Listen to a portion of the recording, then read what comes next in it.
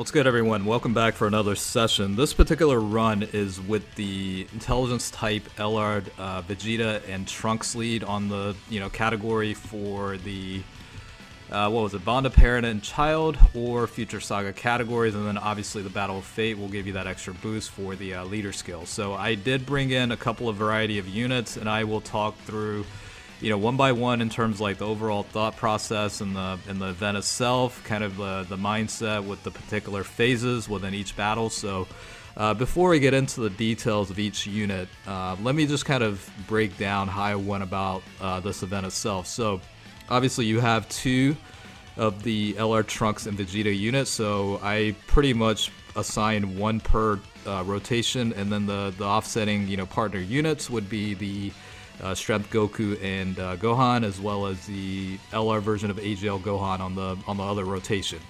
Now, in terms of the Strength Goku and Gohan, this tech version of the enemy, like you saw, you're able to stun the enemy. So it's very important to do that, as well as try and get the 3 super attacks in as soon as possible. That way, the very next rotation after that or turn after that, you're able to transform into the Gohan unit, who obviously has substantially better defense based on the built-in skill sets. So that's kind of the overall process. Obviously, with the Vegeta and Trunks unit, you want them to get hit as many times as possible within the early phase of the battle. That way, you're able to build that up. And then LR Gohan, obviously, you want to be able to continue to stack super attacks as much as possible, build up the defense for later parts of the battle. And I did include the Namek Goku as well with the EZA. Obviously, the transform state does have built-in mechanics around guard, and defensively, he'll be able to perform pretty well in the later segments of the event itself. So that's kind of why I included him. I did include the 7-year anniversary LRs, which are the Super Saiyan 4s, physical type, and also the tech version of the Super Saiyan gods. They're more or less used as, I think for the most part, floater support, where they're able to apply a decent amount of damage, but also have built-in skill sets to either evade or counter, depending on the attack orientation. So that's more or less why I brought them in. But I think really the main focus for me was, again, just Strength Goku and Gohan, get the super attacks in as much as possible, as quickly as possible. LR Trunks and Vegeta, make sure you're able to build them up during the first couple of turns of the rotation, and then of course the other units are more or less mitigating the damage along the way. So again, like if you talk about each of these individual units, the LR Vegeta and Trunks will obviously have the ability to guard against all attacks for 5 turns from the start of turn. Then obviously as first attacker in the turn, they do have that guard mechanic as well. But basically they're able to build up their key meters and what have you, depending on how many times they get hit. So that's certainly a plus. For the strength type Goku and Gohan unit, again, they do have a high chance of stunning the enemy. So at least the tech phase of the event itself, you'll be able to essentially stun the enemy, but also getting those 3 super attacks in will allow for the ability to transform into Gohan. And obviously with Gohan, you do have built-in skill sets to raise defense, guard all attacks, and what have you. So it definitely makes life a hell of a lot easier if you're bringing in the unit. But unless you're able to transform pretty quickly, it can actually be quite a bit of a liability, because in the intelligence and the last phase of the battle, where you're phasing both types, that unit can tend to take a lot of damage. So yeah, it's a little bit of a liability in that regard if you don't transform, but otherwise it's a pretty decent unit overall.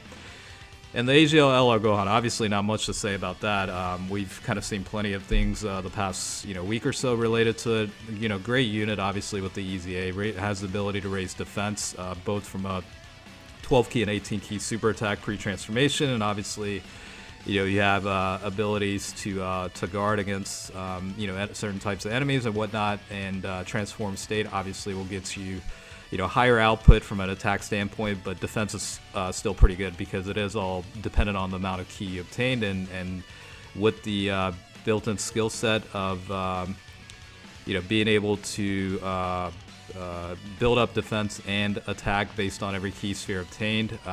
You're certainly able to build up that stats from both an offense and defense standpoint. So it does tend to help out quite a bit.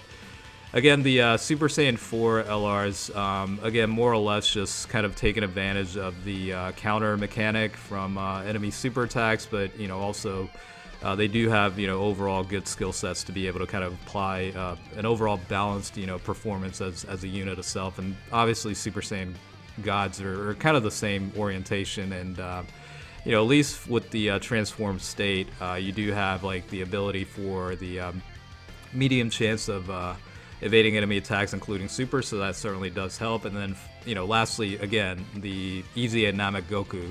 Once you're able to get into the transformed Super Saiyan state, you've got a medium chance of guarding all attacks. And once the guard is activated, the guard will activate against all types and high chance of performing critical hits and stuff like that. So it certainly does help.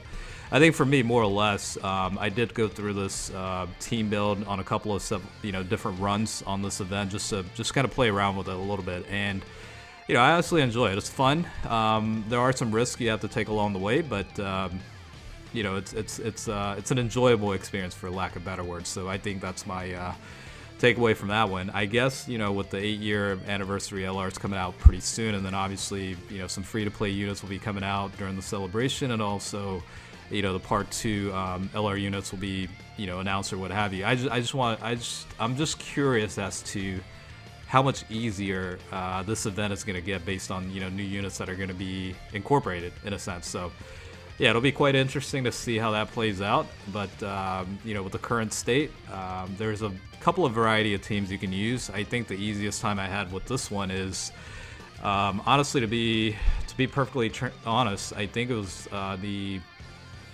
Cell team, essentially, right, with 2 of the androids on there as kind of support. But that was a fairly easy run because of the high output on the EZA Int LR Cell. But the transforming ability, fully recover HP, once you get 40% or below and stuff like that. So this one was certainly a little bit trickier in terms of a couple things, like making sure the Strength Goku and Gohan transforms relatively quickly and easily in order to mitigate damage along the way.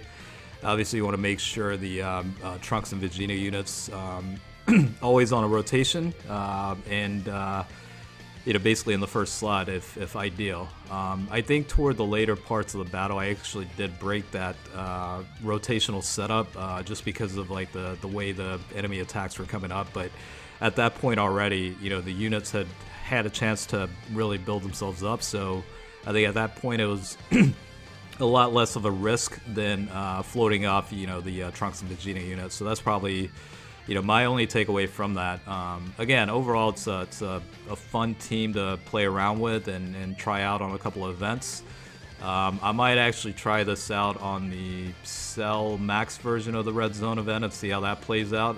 Again, I'm not sure on the top of my head how the overall outcome would be, but it'll certainly be curious to test that out on that one versus this one. But yeah, I mean, I don't know. In terms of like the Red Zone event for this particular one, curious as to like the overall teams that you guys built out and which team builds you ended up ultimately using to clear the event. I'm quite curious as to what the options are depending on the deck availability. Obviously, not everybody has a 100% completed deck with every single unit rainbowed in the game. So for a lot of players, you kind of have to work with the cards you're essentially dealt with. So again, I'm quite curious as to the overall runs in terms of what teams you ended up using for it to clear it. And then again, like I said, we'll see how things play out with the launch of 8th anniversary and how much easier this event actually gets, right? Because it seems like there's always some sort of like power creep that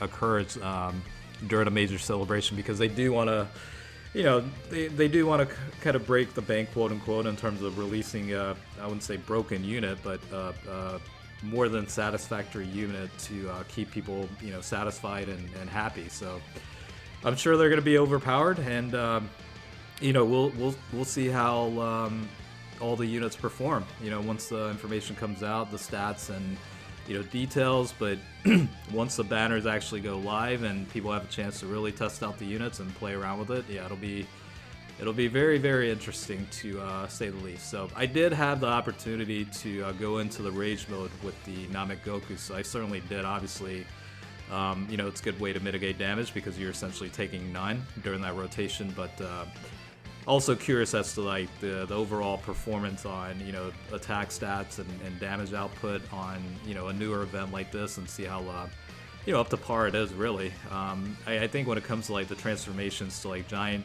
State or the Rage mode,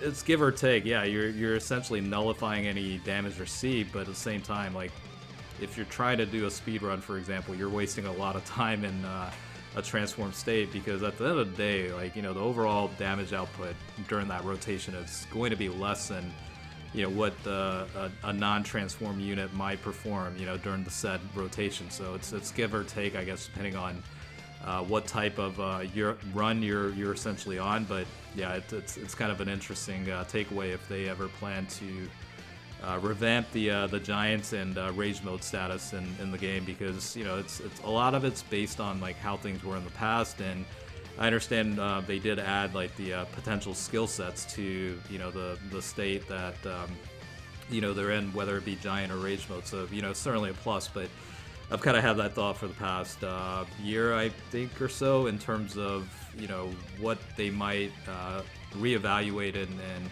reassess in terms of like the transform mechanics in the game itself. So yeah, it'll be quite interesting to see. I know I went off on tangents. I mean, it's a 12 and a half minute video, so there are certain things that I'm probably gonna have to talk about that are certainly off topic. But yeah, I mean, like I said, this team is very fun to work with. Was able to clear this event, so obviously it's a good enough team build to utilize. The Trunks and Vegeta unit are obviously still very, very good, and Strength Goku and Gohan do perform pretty well too, depending on how soon you can get the transformation done. But overall, it's fun. So hopefully you guys enjoyed the event footage, and as always, thanks for watching, and I will catch you guys later. All right, peace out.